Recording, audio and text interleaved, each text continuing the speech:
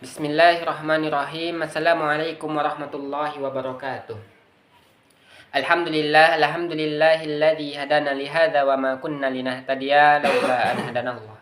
Asyhadu an la ilaha illallah wa asyhadu anna Muhammadan abduhu wa rasuluh la nabiyya ba'da amma ba'du. Puji beserta syukur kita ucapkan kepada Allah Subhanahu wa taala yang telah memberikan kita banyak nikmat sehingga kita bisa mendengarkan apa yang saya sampaikan pada saat ini. Salawat beriringkan salam kita curahkan kepada Nabi besar kita, yakni Nabi Muhammad sallallahu alaihi wasallam. Allahumma salli ala Muhammad wa ala ali Muhammad.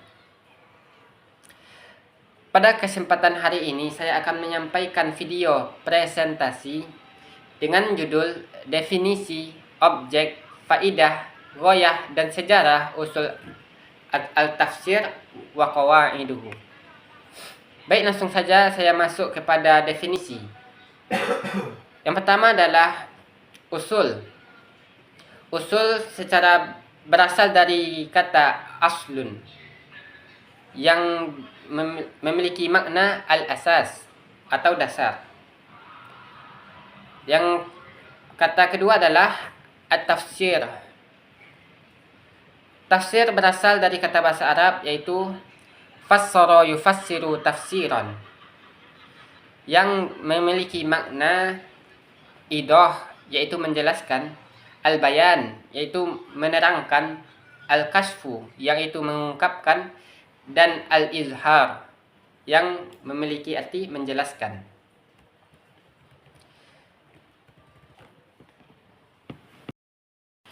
Kata yang ketiga yaitu al-qawaidu.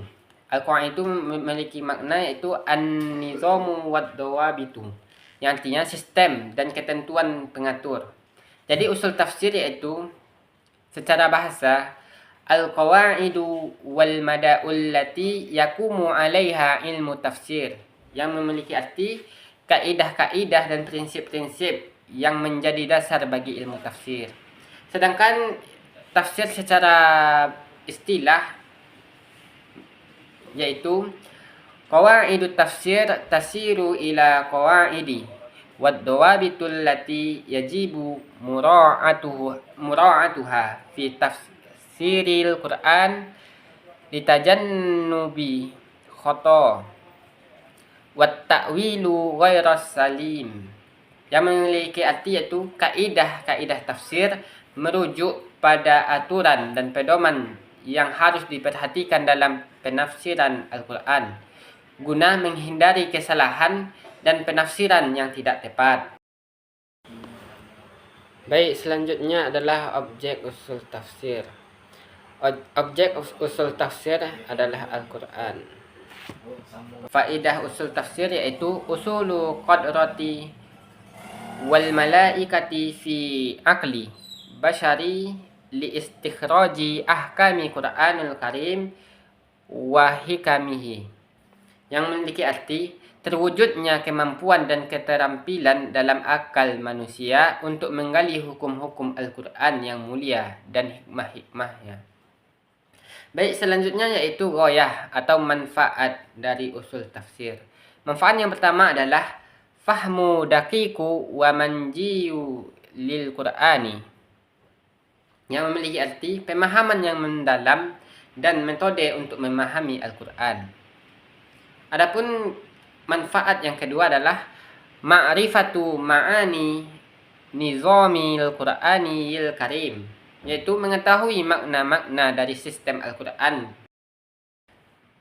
Manfaat yang ketiga yaitu taudihu ayatihi wa kasfu ma'aniha wa tabyinu ahkamiha wa hikamihi, yang artinya menjelaskan ayat-ayatnya, mengungkapkan maknanya, serta menjelaskan hukum-hukum dan hikmah-hikmahnya.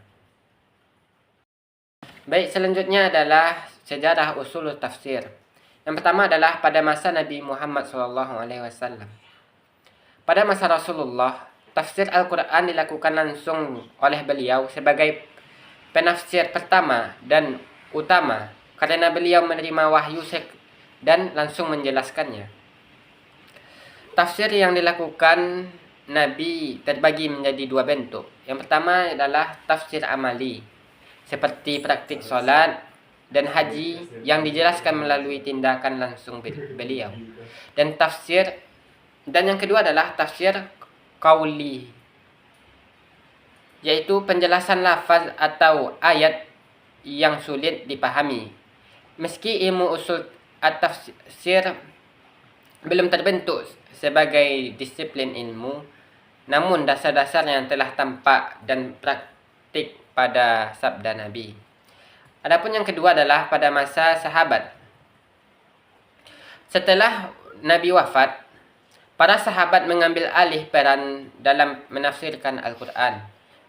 Mereka memiliki keunggulan karena menyaksikan langsung turunnya wahyu, fasih dalam berbahasa Arab, memahami sebab-sebab turunnya Al-Quran atau disebut dengan asbabun nuzul, dan memiliki pemahaman syariat yang mendalam. Mereka menggunakan metode tafsir dengan Al-Quran, sunnah, dan ijtihad. Tokoh-tokoh penting seperti Ibnu Abbas, Ubay bin Ka'ab, dan Abdullah bin Mas'ud menjadi rujukan utama dalam tafsir. Pada masa ini, prinsip-prinsip tafsir mulai berkembang secara alami, meskipun belum dibukukan secara sistematis. Yang ketiga adalah pada masa tabi'in. Generasi tabi'in melanjutkan tradisi tafsir dari para sahabat. Dan pada masa ini muncullah madrasah tafsir di berbagai wilayah. Di Makkah, madrasah tafsir dipimpin oleh murid-muridnya Ibnu Abbas seperti Mujahid, Ikrimah, dan Sa'ad bin Jubair, yang menekan tafsir bi al-Ma'thur.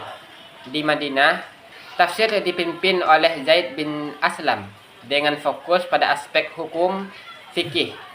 Sedangkan di Kufah, murid-murid Ibnu Mas'ud seperti Alqamah dan Ibrahim al-Nasakhi lebih banyak menggunakan pendekatan bahasa ra'yi dan qiyas. Keberagaman pendekatan ini memperkaya khazanah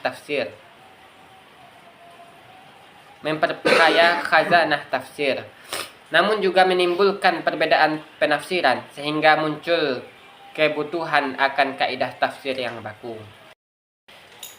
Yang keempat adalah pada masa kodifikasi. Pada abad kedua hingga ketiga Hijriyah, tafsir mulai ditulis dan dikodifikasi secara sistematis. Salah satu musafir awal yang menulis tafsir lengkap adalah Muqatil bin Sulaiman. Meskipun karyanya banyak dikritik karena kelemahan dalam sanad, puncak kodifikasi tafsir tercapai melalui karya monumental Imam Tabari yang berjudul Jami' al-Bayan fi Ta'wil Al-Quran. Karya ini menjadi tonggak penting tafsir bi al-Matsur karena memuat riwayat sahabat dan tabi'in. Analisis bahasa Arab, perbedaan pendapat ulama, dan metode tarjih, pemilihan pendapat terkuat. Meskipun usul al-tafsir belum menjadi ilmu mandiri, namun prinsip-prinsipnya sudah mulai tampak dalam karya ini. Yang kelima adalah pertumbuhan usul tafsir. Pada abad kelima hingga ke-8 Hijriyah, ilmu usul al-tafsir mulai diformulasikan secara jelas dan sistematis. Tokoh penting dalam masa ini adalah Ibnu Taimiyah dengan karyanya Muqaddimah fi Usul at-Tafsir, di mana ia menyusun urutan otoritas tafsir Al-Quran ditafsirkan dengan Al-Quran, lalu dengan sunnah, kemudian dengan pendapat sahabat, dan terakhir dengan bahasa Arab. Gagasan ini sangat berpengaruh hingga kini. Adalah masa modern dan kontemporer. Pada abad ke-20 hingga sekarang, usul al-tafsir telah berkembang menjadi disiplin akademik yang diajarkan di berbagai universitas Islam. Banyak ulama kontemporer yang menulis karya khusus mengenai prinsip dan kaidah tafsir secara sistematis. Di antaranya adalah Dr. Musayyid Al-Tayyar dengan karyanya Muqaddimah fi Usul Tafsir, dan Dr. Fadil Al-Samarrai yang fokus pada aspek kebiasaan dan balaghah Qur'aniyah. Di era ini usul tafsir diterapkan menjadi berbagai pendekatan baru seperti tafsir tematik, tafsir qasidi, tafsir sains, dan pendekatan sosial intelektual lainnya sesuai dengan perkembangan zaman. Baik, mungkin hanya itu presentasi saya. Jika ada kesalahan mohon dimaafkan. Wabillahi taufiq wal hidayah. Assalamualaikum warahmatullahi wabarakatuh.